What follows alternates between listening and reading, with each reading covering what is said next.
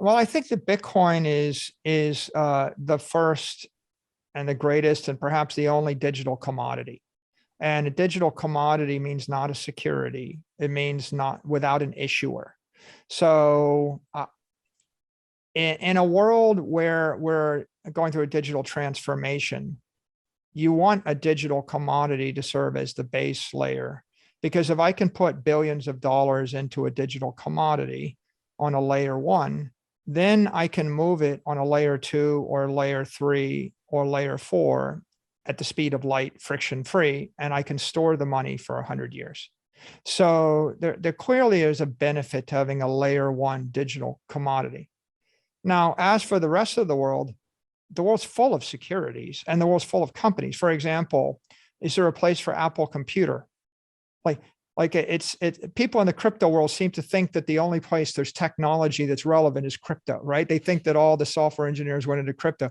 They didn't, right? There's software engineers working for IBM, and there's software engineers working for General Electric, and there are software engineers at Apple Computer and Google and Facebook and Amazon and the like.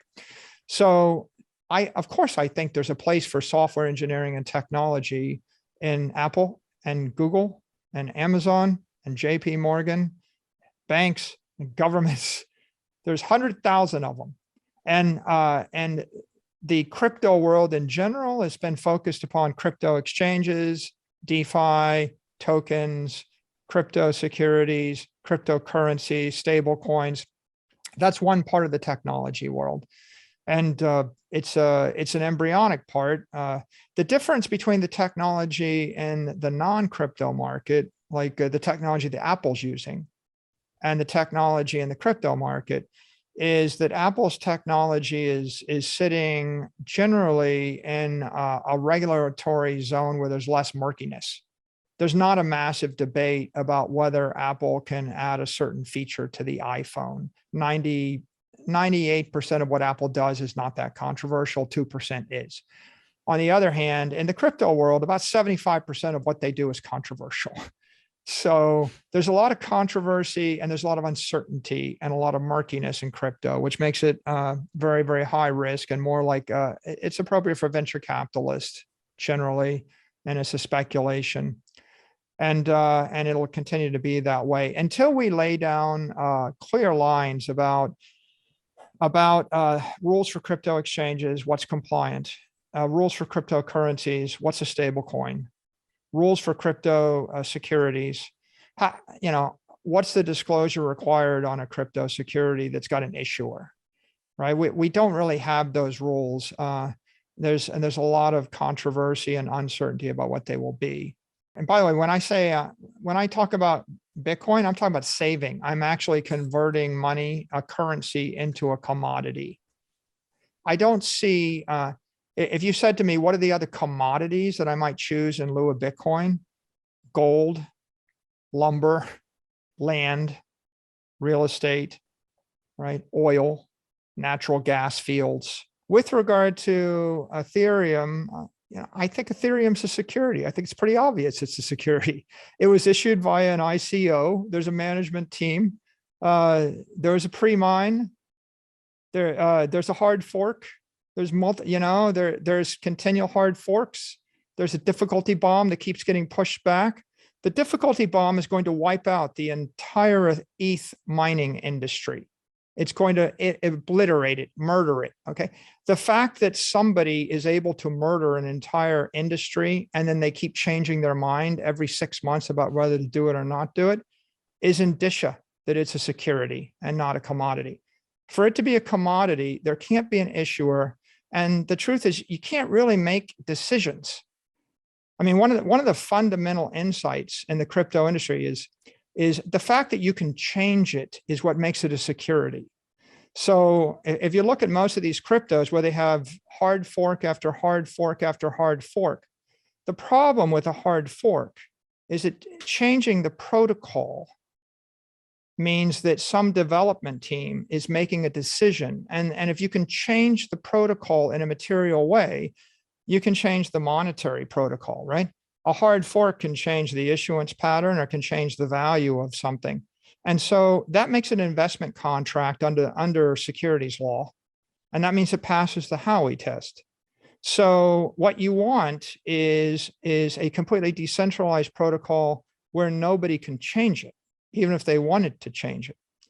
So fundamentally, the problem with Ethereum is they keep changing it, right? From a securities law point of view, right? And there's a team of people that make recommendations. And if you want to establish yourself as a digital commodity, then you're trying to create something like gold in cyberspace. So for example, no gold miners in the world could change the physical characteristics of gold, right? If a government passed a law, I mean, they wouldn't send an email saying, oh, gold is now steel, or steel is now aluminum, right? You can't, if you can change the characteristics of it, right, then it's not a commodity, it's a security. And securities have a place in the world, but they need to be sold to the general public pursuant to a disclosure, full and fair disclosure. You want to take a company public, you have to disclose who owns the company, what are the risk factors, and that way people can make a decision. The problems I see right now, it's like, you know, you've still got the ETH locked up, and will the merge take place? Will it not take place? And then after it takes place, then the question is, how long is your ETH locked up? And then is there a staking reward? And what is that? And if there is a staking reward, it's probably a security. The head of the SEC has said on 6 different occasions that if you generate staking off of a crypto asset network, it makes it a security. Oftentimes people in the crypto industry, they think, well, we'll just resolve this by taking a vote. Taking a vote doesn't make something decentralized. If 51% of the people vote to double the supply, or like if you look at the Solana thing, Solend last 2 weeks ago, the fact that you can vote on something is proof that it's a security. If it's truly decentralized, then you have to release the protocol into the world and not change it, not even contemplate changing it. In fact, you know, that one of the big problems with all these proof of stake networks is, in order to get them to work, they have to keep doing hard fork after hard fork. And the reason they're doing it is because they're putting the security into the software instead of into the hardware or into the physics.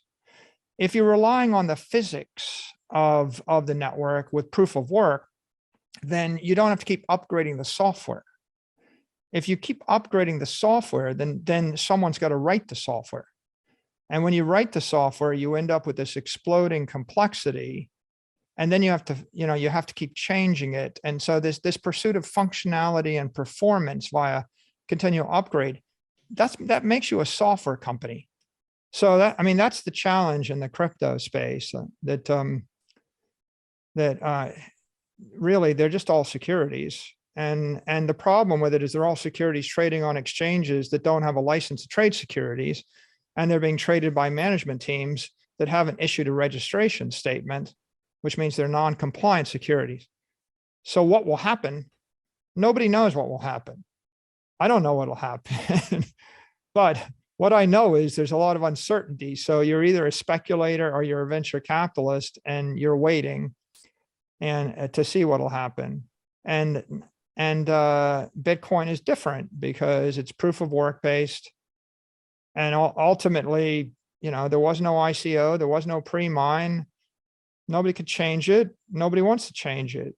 It doesn't need to be changed, right? And so you would generally think, you got to think more like genetically, you know, like something that got released into the wild 300 million years ago, and the DNA is the same. That's what you're trying to do with a crypto asset network. You're trying to release a protocol and not change it. And so I think that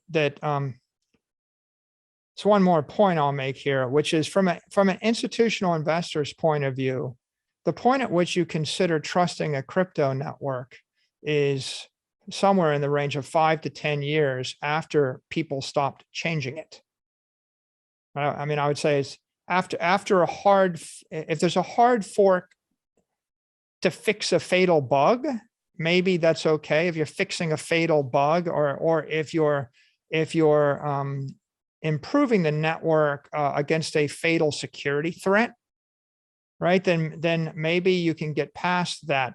But if you're hard forking to change the functionality or change the performance, change the block size, anything like that, where you're changing it, it resets the Lindy clock and you have to wait for 5 to 10 years. After 5 years, it's risky.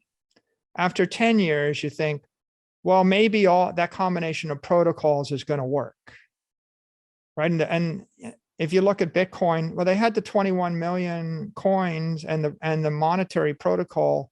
It was set January 3rd, 2009. And on Pizza Day, around May 2010, it's still the same protocol. The thing's traded for nothing. And then it starts to monetize. And if someone changed materially that monetary protocol, it calls into question, is the thing robust? Is it Lindy, right? And so if you keep changing the thing every 6 months, I mean, you can do it, but the problem is, A, someone changed it and somebody voted on it or did it, and that makes it a security. And if they've got a vested interest in it, right? You've got a management team and an issuer, and that means you can't be a commodity. And then B, you have to wait 5 years to figure out whether or not it's robust, right? And so you keep restarting the clock every time you push that back. The only thing I'm going to advocate is Bitcoin. And that's the only thing I advocate. My opinion is clearly the least risky thing and the purest thing that's come out of the crypto ecosystem is Bitcoin. I think that digital property in the form of Bitcoin is going to grow.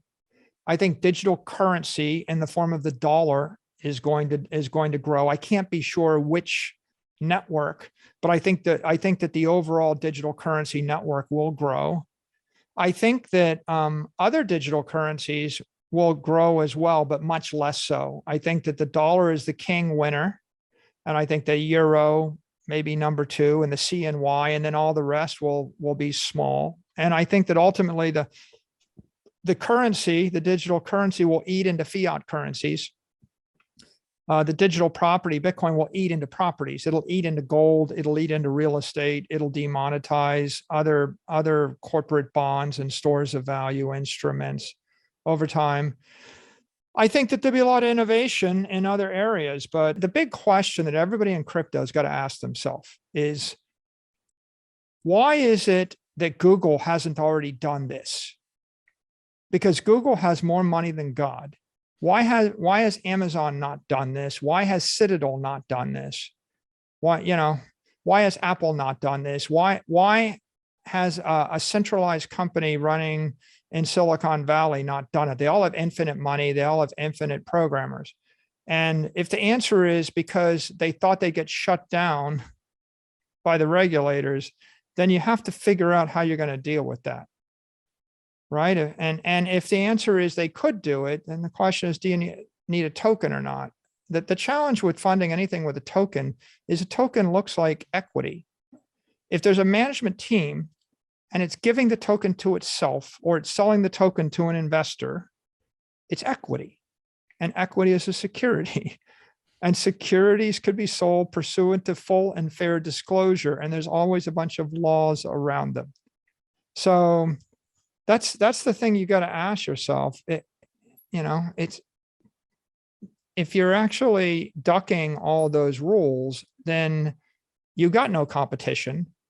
And the reason you have no competition is because it's illegal and unethical, right? So you got to make sure that you work out the law and work out the ethics. And if you're an entrepreneur in the crypto world, and after that, if you're an investor, you just got to have a very, very thoughtful opinion about